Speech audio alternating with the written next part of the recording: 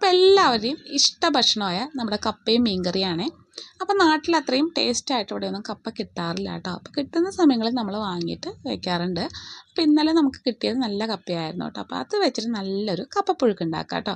അപ്പോൾ നമ്മൾ കപ്പത്തൊലിയൊക്കെ കളഞ്ഞെടുത്ത് ചെറിയ കഷ്ണങ്ങളായിട്ട് മുറിച്ച് നന്നായിട്ട് കഴുകിയെടുത്തതിന് ശേഷം നമുക്കൊരു പാത്രത്തിലേക്ക് ഇട്ടിട്ട് ആവശ്യത്തിന് വെള്ളം ഒഴിച്ച് ഉപ്പിട്ട് കൊടുക്കാവേ. നന്നായിട്ടൊന്ന് വേവിച്ചിട്ട് വെള്ളം ഊറ്റിയിട്ടൊന്ന് മാറ്റി വയ്ക്കാം. ഇനി ഒരു പാനിലേക്ക് കുറച്ച് വെളിച്ചെണ്ണ ഒഴിച്ച് കൊടുത്ത് കുറച്ച് കടുകും കുറച്ച് ജീരകം ഇട്ട് കൊടുക്കാം. കുറച്ച് ചെറിയുള്ളി അരിഞ്ഞതും പച്ചമുളകും കറിവേപ്പിലയും വറ്റൽമുളകും ഇട്ടിട്ട് നന്നായിട്ടൊന്ന് താളിച്ചെടുക്കാം. ഇനി നമുക്കിതിലേക്ക് വേവിച്ച് വെച്ചിരിക്കുന്ന നമ്മുടെ കപ്പ കൂടി ചേർത്തിട്ട് നന്നായിട്ടൊന്ന് ഉടച്ചെടുക്കാം കേട്ടോ.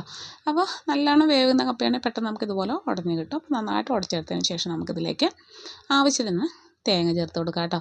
അപ്പോൾ തേങ്ങ കൂടിയാലും നല്ല ടേസ്റ്റാണ്. അപ്പോൾ ഇതുപോലെ തീർത്തതിന് ശേഷം നന്നായിട്ട് ഒന്നുകൂടി ഒന്ന് മിക്സ് ചെയ്തെടുക്കാം. അതിനുശേഷം നമുക്ക് സെർവ് ചെയ്യാം. നല്ല അടിപൊളി ടേസ്റ്റാണ്. ട്രൈ ചെയ്ത് നോക്കിയിട്ട് ഫീഡ്ബാക്ക് അറിയിക്കണേ.